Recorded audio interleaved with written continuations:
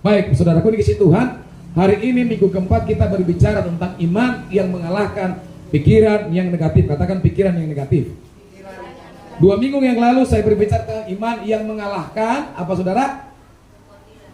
Kekhawatiran.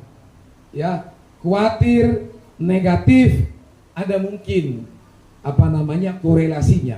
Karena seringkali kita berpikiran negatif, ya maka muncullah pikiran yang khawatir. Nah, saudara ini kasih Tuhan, ya kita sebagai anak-anak Tuhan, sebagai orang Kristen, maka kita harus memiliki iman yang kuat, memiliki iman yang teguh, supaya saudaraku kita bisa, ya katakan bisa, mengalahkan dunia. Jadi Tuhan tidak memerintahkan kita hidup bersama dengan dunia, hidup mengikuti arus dunia, hidup kemudian komitmen dengan dunia, tidak. Tapi Tuhan berfirman bahwa kita harus mengalahkan dunia. Dan ini saudaraku, firman Tuhan ini disampaikan kemarin pada saat KKR Paskah GBI Sekota Dumai di GBI Ema Tamrin. Iman yang mengalahkan dunia. Kemarin iman yang mengalahkan kekhawatiran. Hari ini iman yang mengalahkan pikiran-pikiran yang negatif. Masih ada yang berpikiran negatif di sini? Kalau ada boleh tunjuk tangan. Nggak ada ya, yang ngaku nggak ada ya. Di luar sana banyak yang ngaku, di sini tidak ada ya. Masih ada pikiran negatif? Masih ya. Oleh sebab itu kita butuh kebenaran firman Tuhan. Amin. Nah, pikiran negatif ini saudaraku harus kita bunuh. Pikiran negatif ini harus kita kalahkan. Supaya apa? Supaya kita jangan diperhamba. Ya, supaya kita jangan diperhamba oleh pikiran yang negatif. Nah, sebelum masuk kepada materi ini saudaraku, saya akan bacakan dari salah satu ya tentang pikiran negatif di Mayo Clinic. Nah, menurut Mayo Clinic saudaraku, pikiran negatif berasal dari gaya hidup yang tidak sehat. Katakan tidak sehat. Pikiran yang negatif itu muncul dari gaya hidup yang tidak sehat. Dalam hal ini mungkin sehat dalam jasmani, tetapi juga dalam hal rohani juga bisa terjadi pikiran yang negatif karena kita mungkin gaya kita tidak sehat. Gaya kerohanian kita tidak sehat. Hubungan kita dengan Tuhan tidak sehat. Hubungan dengan sesama tidak sehat. Maka muncullah namanya pikiran-pikiran negatif. Amin. Kalau hubungan dengan sesama itu bisa berjalan dengan baik, komunikasinya lancar, saya yakin pikiran negatif juga tidak akan terjadi. Tetapi karena gaya hidup yang tidak sehat ini, baik secara rohani, maka timbullah pikiran negatif. Kekristenan hari-hari ini juga banyak yang tidak sehat. Amin. Kekristenan hari-hari ini banyak yang tidak sehat. Contoh, Kristen liberal. Nah, sudah dikasih Tuhan secara umum, muncul pikiran negatif disebabkan oleh beberapa faktor. Secara umum nih, ya, antara lain adalah pengaruh kondisi kesehatan mental. Kalau mentalmu dan mentalku terganggu, berarti jiwamu nggak dapat makan. Ya, yang ngerti silakan bantu. Ya, kalau mental saudara terganggu, berarti kita tidak mendapat asupan gizi dari roh kita. Di mana roh kita ini harus makan firman Allah. Tubuh manusia memiliki 3 hal. Ada roh, ada tubuh, ada jiwa. Amin. Ketika roh ini sudah kenyang dengan makanan firman Allah, Alkitab berkata saudaraku, tubuh dan jiwamu pasti sehat. Katakan sehat. Makanya firman Tuhan berkata, latihan badani itu terbatas, tetapi latihan rohani itu berguna bukan untuk hidup sekarang, tapi hidup yang akan datang. Ini bicara kekekalan, saudara. Amin. Punya 3 tubuh kita ini. Roh tanpa tubuh mati. Ya, jiwa tidak sehat, maka terjadilah dengan teman-teman yang jalan-jalan di sana. Kadang senyum sendiri, ya, kadang ketawa dengan tiang listrik, ya kan? Kadang ngomong sendiri, tak siapa temannya, yang di hati pun jadi takut. Ini jiwanya terganggu. Amin. Nah, kemudian kesehatan tubuh. Bagaimana supaya tubuh kita sehat? Maka adalah namanya makanan yang bergizi, istirahat yang cukup, apalagi konsumsi air yang cukup, kemudian olahraga. Ini untuk tubuh. Tapi untuk roh bagaimana supaya roh kita sehat? Maka kita harus diberi makan kebenaran firman Tuhan. Alkitab berkata, makananku ialah melakukan kehendak Bapa, yaitu membaca firman Tuhan, berdoa, pujian, dan penyembahan. Kalau roh kita ini sudah kenyang, sudah dikasih Tuhan, maka tubuhmu pasti sehat, jiwamu, mentalmu pasti sehat. Amin. Nah, seringkali orang berpikiran negatif karena memang gaya hidupnya tidak sehat, ya, sehingga dia mengalami gangguan-gangguan mental, depresi, skizofrenia, sehingga gangguan kecemasan dan tidak bisa tidur. Terjadilah sulit tidur malam hari, ya. Kemudian muncullah penyakit-penyakit dan lain sebagainya. Ini saudaraku gambaran pikiran negatif secara umum. Amin. Nah, saya juga akan sampaikan, pikiran negatif ini punya dampak yang besar. Pikiran negatif ini ada efek yang besar yang terjadi dalam tubuhmu dan tubuhku. Kalau kita selalu berpikiran negatif, yang pertama, menurunkan kualitas hidup. Katakan kualitas hidup. Orang yang berpikiran negatif, saudaraku, cenderung tidak puas dengan hidupnya.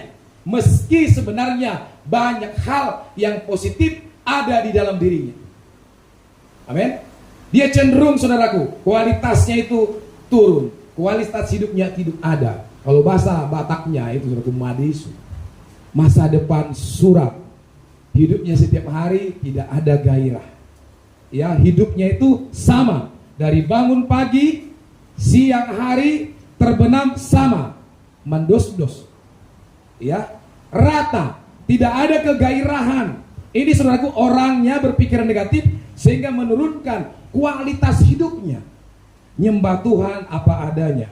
Orang beribadah ke gereja, ya dia beribadah, tetapi seringkali tidak mengerti kekuatan ibadah itu sendiri. Ini orang-orang yang memiliki pikiran negatif, berefek kepada menurunnya kualitas hidup. Yang kedua, tidak produktif. Katakan tidak produktif.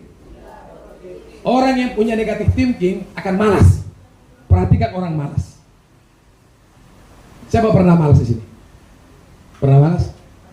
Kenapa malas? Ya karena tidak bersyukur. Amin. Karena saudaraku, kita selalu melihat mungkin yang lebih tinggi dari kita. Ya. Sehingga apa? Kita punya pikiran-pikiran yang tidak baik. Kenapa aku diberkati Tuhan, dia tidak? Asik dia merenung, asik dia menyalahkan Tuhan, sehingga dia punya pikiran yang tidak baik kepada Tuhan. Ya, negatif thinkingnya main tinggi, maka dia tidak produktif. Gak bisa saudaraku menghasilkan apapun. Ya, ini banyak ini kekristenan ini terjadi. Yang ketiga adalah efeknya dari netting ini, dari positif negatif thinking ini adalah isolasi sosial. Terjadi isolasi sosial. Gak mau bergaul. Ya, kalau orang Batak di sini ada punguan-punguan marga, gak mau ke sana. Ya, gak mau kemudian kepada sosial-sosial yang lain. Mungkin seperti serikat tolong menolong. Mungkin ada arisan-arisan. Tidak mau membuka diri kepada dunia luar. Terisolir.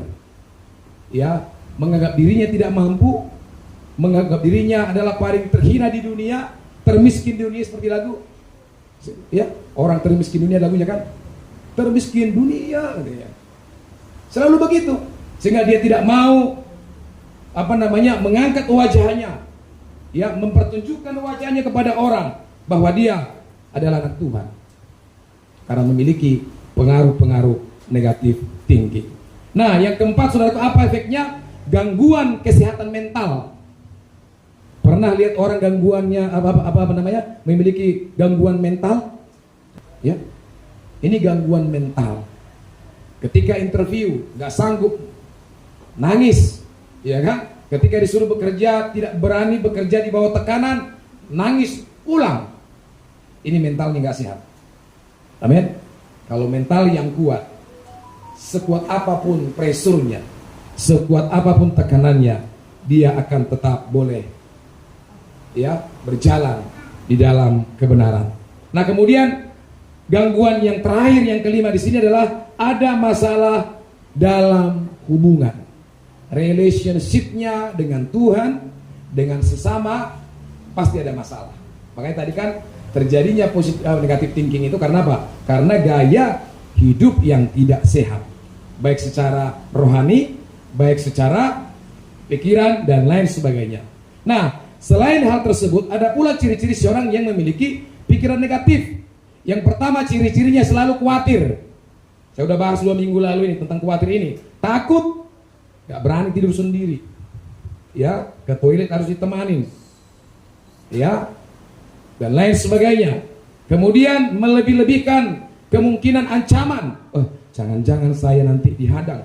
Jangan-jangan nanti datang hantunya. Jangan-jangan. Jadi terus jangan-jangan. Ya, tidak pernah iya, tapi terus jangan. Lihat orang, jangan-jangan aku nanti dipukul. Ya, lihat supir, jangan-jangan aku ditabrak. Semuanya jangan-jangan. Ini berbahaya. Nah, yang ketiga, kesulitan dalam menjalani hidup.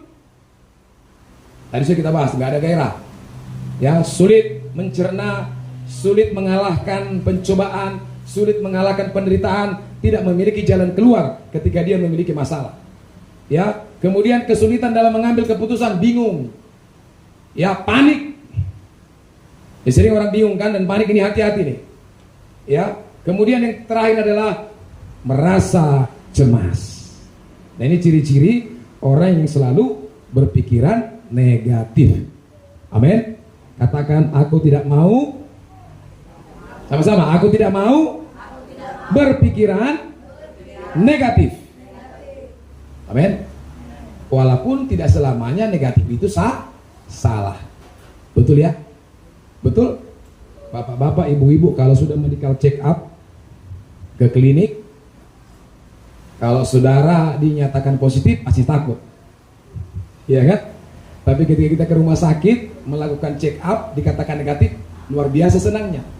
Tapi kalau ini pikiran negatif ini berbahaya. Tapi kalau kesehatan kita ketika kita sudah di screening semuanya negatif, maka saudara bersyukur. Ya, artinya tidak selamanya hal yang negatif itu adalah salah. Tapi kalau pikiran negatif, ya jelas sudah salah. Amin. Nah, kita buka dalam Filipi 4 ayat 4 sampai 9.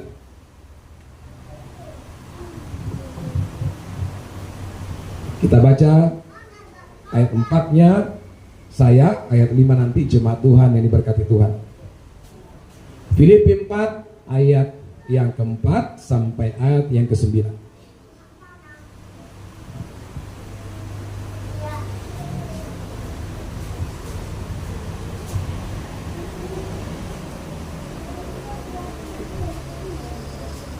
Ketemu? Oke. Ayat 4 silakan saya sendiri, nanti jemaat yang ayat 5. Demikian firman Tuhan, bersukacitalah senantiasa dalam Tuhan. Sekali lagi kukatakan, bersukacitalah.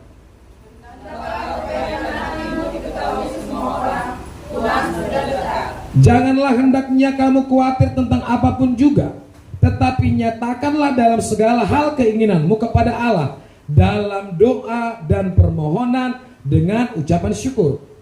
Damai sejahtera Allah yang melampaui segala akal akan memelihara hati dan pikiranmu dalam Kristus Yesus.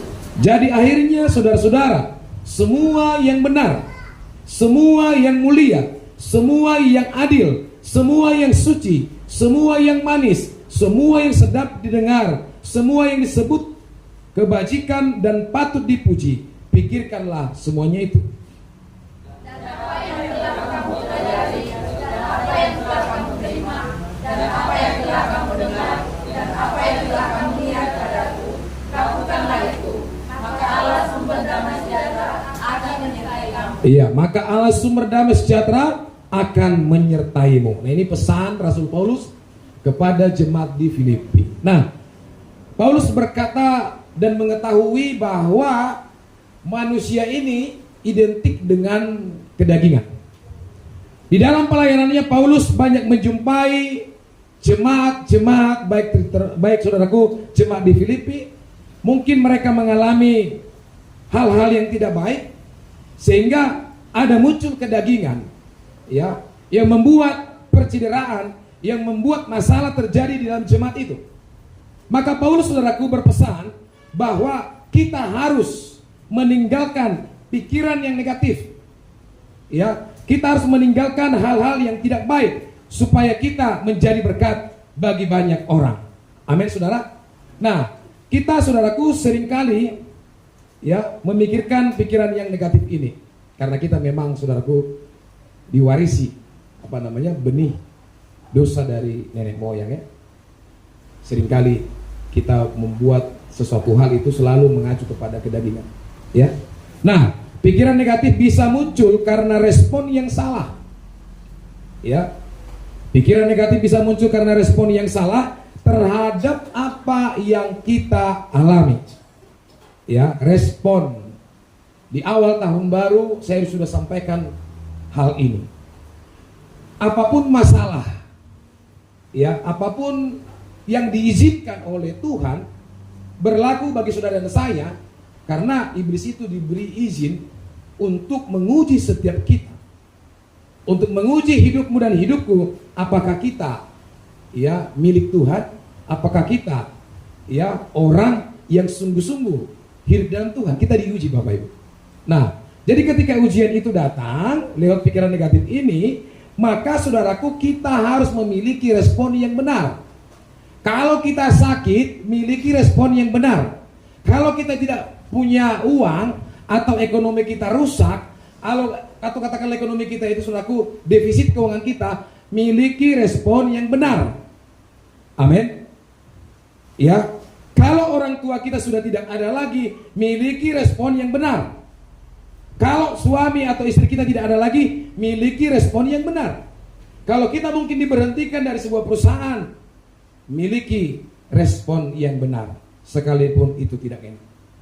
Kenapa? Karena respon kita menentukan masa depan kita. Amin. Respon kita hari ini terhadap masalah kita, itu menentukan masa depan kita.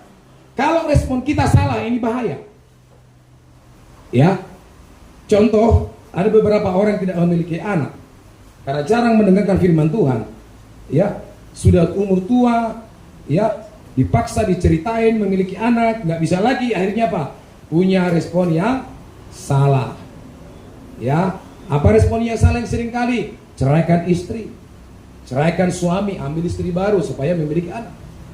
Nah, ini respon yang salah. Nah, kalau kita sudah mendengar firman Tuhan, jangan memiliki pikiran negatif sehingga respon kita salah. Yang kedua, kalau ada orang sakit, ada banyak orang sakit, saudaraku, tidak hidup di dalam Tuhan, responnya salah. Ya, pergi ke dukun, bahaya. Tuhan sangat membenci ilah lain.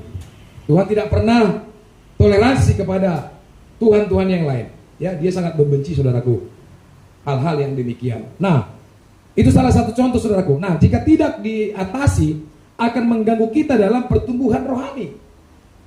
Ya, jika tidak diatasi pikiran negatif ini, ya, respon yang salah ini, maka apa? Akan mengganggu pertumbuhan rohani. Ya, kalau punya respon yang tidak benar terhadap masalah, respon yang salah terhadap pergumulan hidup, ya, bisa mengganggu pertumbuhan rohani kita. Ya, makanya kita lihat kan di gereja di kampung kita sana penuh sesak dengan orang-orang, tapi lihat kalau sudah di kedai tua nyanyi dia pakai lagu rohani. Nah, saudara dan saya bisa cek diri sendiri, apakah pertumbuhan rohani terjadi kepada kita? Pertumbuhan rohani terjadi ketika apa? Dari jemaat. Makanya sebenarnya tidak seluruhnya kata progresif itu salah, gak semuanya. Tapi kalau Kristen progresif itu salah. Tetapi sebagai orang percaya, kita harus memiliki progresif ini. Artinya apa? Ada perbaikan ke depan, ada perubahan dari 0 ke 1, ke 2, ke 3, itu progresif. Amin. Jadi kalau hidup kita sudah 40 tahun, 30 tahun, 50 tahun, 70 tahun masih jemaat, gak ada pertumbuhan rohani, gak ada jiwa yang dimenangkan, gak berani berdoa buat orang yang sakit, orang yang kerasukan, ya seperti teman saya, ya dia tanya orang kerasukan, jika kau tidak keluar setan, aku yang keluar. Ya, ini ciri-ciri kekristenan yang tidak bertumbuh. Amin. Jadi kita harus memiliki respon yang benar terhadap apa yang kita alami. Nah, bagaimana caranya mengalahkan pikiran negatif? Ada beberapa tips ya yang praktis yang diberikan firman Tuhan hari ini kepada kita. Yang pertama adalah untuk mengalahkan pikiran negatif itu, saudaraku, bersukacitalah di dalam Tuhan. Marlas dirohamahamu di bagasa debata. Sahalinai hudok marlas dirohama. Indah Tuhan Yesus lewat si Paulus. Ya, bersukacitalah senantiasa di dalam Tuhan. Nah, ini yang pertama, ayat 4 dan 5 dikatakan yang kita baca tadi. Nah, kita sering mendengar frase yang berkata, the joy of the Lord is our strength. Sukacita Tuhan adalah kekuatanku. Benar ya? Kaulah sukacita, terus pengharapan, dan iya, sukacita bisa menjadi pengharapan, bisa menjadi kehidupan, bisa menjadi kekuatan. Sukacita yang daripada Tuhan. Apa sih sukacita daripada Tuhan ini? Seperti apa gambarannya? Ya, kita kan sering bingung. Seperti apa sebuah sukacita di dalam Tuhan? Apakah mekel-mekel dari pagi sampai malam? Ya. Nah, sukacita di dalam Tuhan, saudaraku, adalah ketika kita memiliki masalah pergumulan, pikiran negatif itu datang, kita mampu mengalihkan pikiran kita. Makanya Paulus berkata di dalam Roma 12 ayat 1 dan 2. Apa di sana dikatakan? Ya, sama-sama kita baca 1, 2, 3 ya. Karena itu, saudara-saudara, demi kemurahan Allah, aku menasihatkan kamu supaya kamu mempersembahkan tubuhmu sebagai persembahan yang hidup, yang kudus dan yang berkenan kepada Allah. Itulah ibadahmu yang sejati. Kedua, janganlah kamu menjadi serupa dengan apa? Dunia ini. Tetapi berubahlah oleh pembaruan budimu, sehingga kamu manakah kehendak Allah, apa yang baik, yang berkenan kepada Allah, dan yang sempurna. Jadi yang pertama, saudaraku, tadi bersukacita dalam Tuhan adalah mengubah pikiran kita, mengubah kacamata kita. Kalau dunia ini melihat masalah itu adalah persoalan, kalau dunia ini melihat bahwa penyakit itu adalah masalah besar dalam hidupnya, ubah cara pandang kita melihat masalah. Amin. Ya, ubah cara pandang kita. Kita pakai kacamata Tuhan lewat kebenaran firman Tuhan. Kalau kita memiliki masalah pergumulan hidup yang diizinkan Tuhan, maka Tuhan katakan bersukacitalah.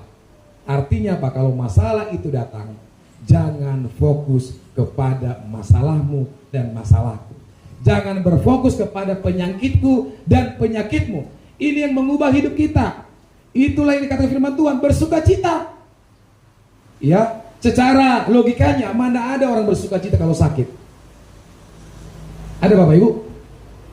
Ada nggak orang bersukacita kalau dompetnya kanker, kantongnya kering? Ada nggak bersukacita? Jangan lihat orang aja pun nggak berani. Karena apa? Karena uangku nggak ada di dompet.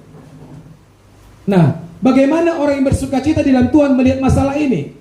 Ketika dia pergi, benar Tuhan, dompetku memang tidak ada isinya.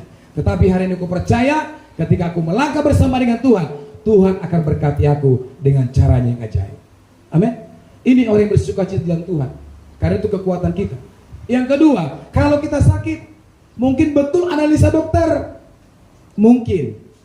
Tapi kalau mungkin kita sudah dianalisa, seperti Mama Stefani kemarin, Silvani, didiagnosa ada myop, ada penyakit di dalam tubuhnya.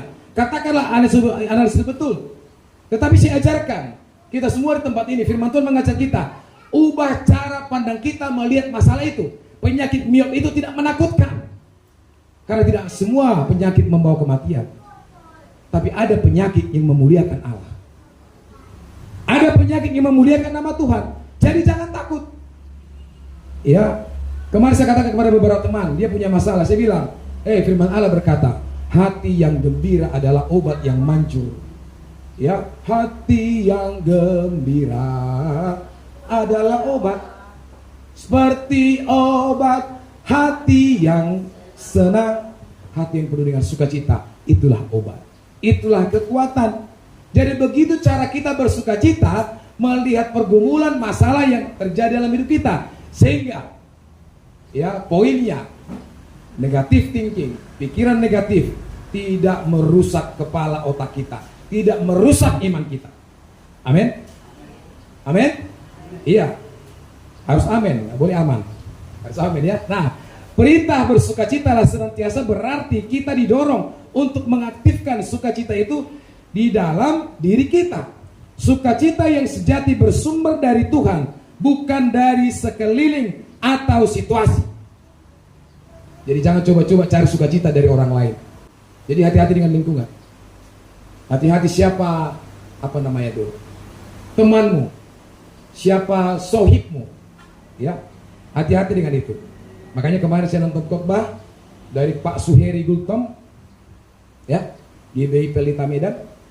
Dia bilang begini, kalau teman saya itu toksik, kalau teman saya itu merugikan saya, kalau teman saya itu tidak membuat saya berhasil, tidak mengubah paradigma saya yang benar, yang tidak benar menjadi benar, yang membuat saya nanti menjadi rusak, sorry, saya akan putus hubungan dengan mereka. Ya, kalau itu meracuni kita, teman-teman, itu tinggalkan. Kalau itu membuat kita susah, membuat kita jauh daripada sukacita Tuhan, tinggalkan itu temanmu. Amin. Kalau itu menjerumuskan kau ke dalam dosa, dosa perjudian, kemabukan, perzinahan, tinggalkan. Kepada dosa gosip, tinggalkan. Kalau ibu-ibu pergi ke sebuah kumpulan arisan, duduk di situ, semua teman-teman yang gosip, tinggalin itu. Cari arisan yang benar dalam Tuhan, yang kalau udah ketemu, dia memuji Tuhan, dia bahas firman Tuhan, dia bahas iman Kristen, dia saling menguatkan, itu baru teman. Kalau itu toksik, kalau itu racun, tinggalin. Amin. Amin. Hati-hati dengan pertemanan, ya. Nah, itu berasal daripada Tuhan, sukacita kita, ya.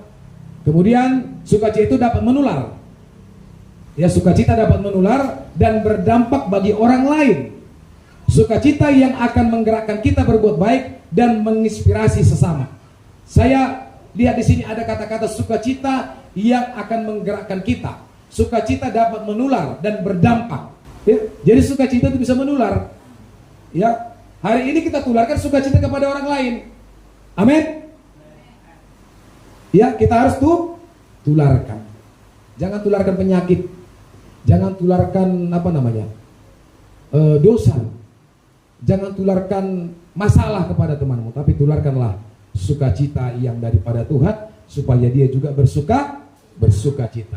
Amin, saudara. Nah, yang kedua, bagaimana supaya pikiran negatif ini tidak terjadi kepada kita? Wah, ini saya yakin semua sudah lakukan ini. Berdoa kepada Tuhan. Ayat 6 dan 7 dikatakan, janganlah hendaknya kamu khawatir tentang apapun juga. Jangan khawatir, ya. Katakan kepada dirimu, hei, jangan khawatir. Semua. Hei, jangan khawatir. Ya, jangan khawatir, saudaraku, ya. Nyatakanlah dalam segala hal keinginanmu kepada Allah dalam doa dan permohonan dengan ucapan syukur. Damai sejahtera Allah yang melampaui segala akal akan pelihara hatimu, hatiku, pikiranmu, pikiranku di dalam Kristus Yesus. Jadi miliki damai sejahtera Allah. Nah, saudaraku, banyak orang berdoa seringkali karena sudah tidak memiliki damai lagi. Betul, ya? Banyak orang berdoa karena tidak mampu lagi. Ini salah, ini. Banyak orang berdoa tidak sanggup lagi. Seperti lagu Pampers, aku tak sanggup lagi menerima derita. Gak sanggup, ya. Sering karaoke, ya. Ya, sering orang berdoa karena tidak mampu lagi. Tadinya patentengan, merasa mampu di hadapan Tuhan. Ketika sudah selesai seluruhnya, baru datang kepada Tuhan. Doa itu harus menjadi gaya hidup. Amin. Sama-sama katakan gaya hidup.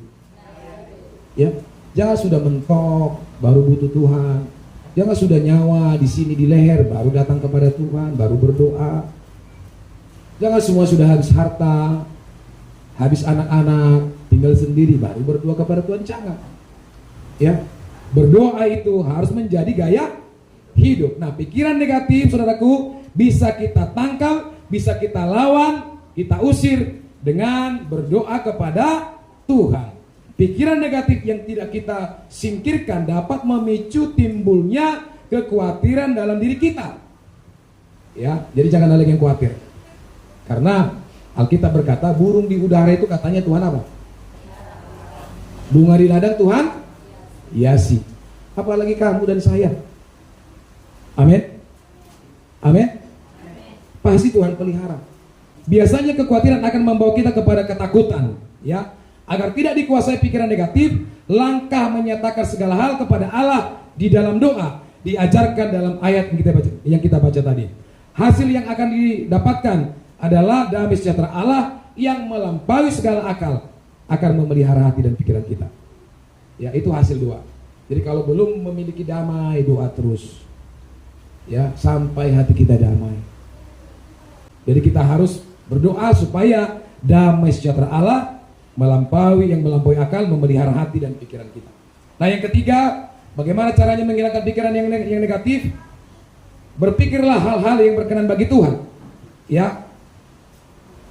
Untuk berhenti memikirkan semut, dikatakan di sini, kita tidak bisa sekedar bertekad. Jangan pikirkan semut, tidak bisa. Namun kita bisa mengalihkannya dengan apa? Memikirkan cicak. Nah, ini kan analogi, contoh ya, supaya jangan terfokus kepada semut tadi, tapi kepada cicak. Ada substitusi atau penggantian dalam hal ini. Nah, kita tidak hanya perlu bersukacita dan berdoa kepada Tuhan jika ada pikiran negatif, tetapi juga kemudian beralih menggantikannya dengan memikirkan apa yang positif.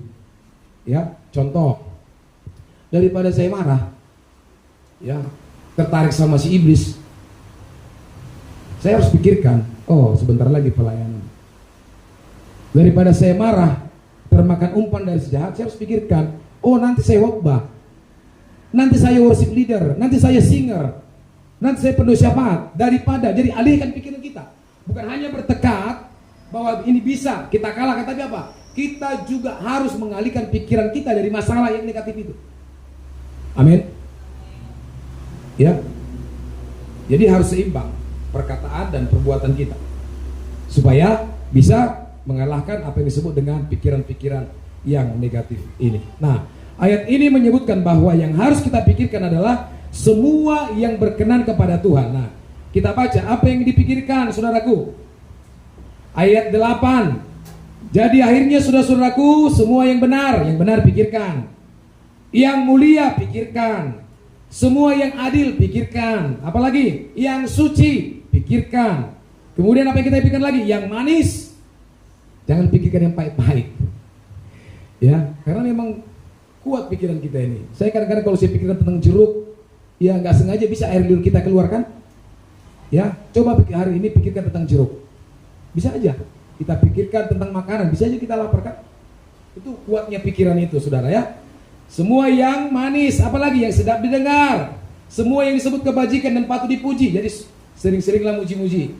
Apa semua yang disebut, ya, dan apa yang telah kamu pelajari dan apa telah kamu terima, apa yang telah kamu dengar dan kamu lihat padaku, lakukanlah itu. Nah, ini memang luar biasa Rasul Paulus, ya, yang kau lihat daripadaku, ya, yang kau dengar daripadaku, yang kau rasakan daripadaku.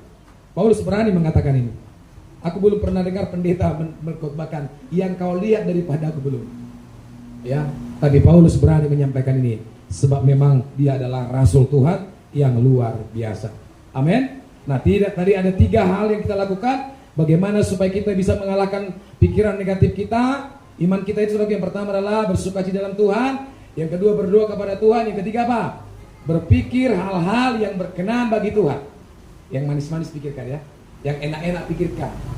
Yang lemah lembut, yang senang-senang pikirin. Ya, yang lucu-lucu pikirin. Ya, supaya bisa tertawa. Amin, saudaraku. Nah, ini firman Tuhan bagi kita yang bisa saya sampaikan. Kita bangkit berdiri.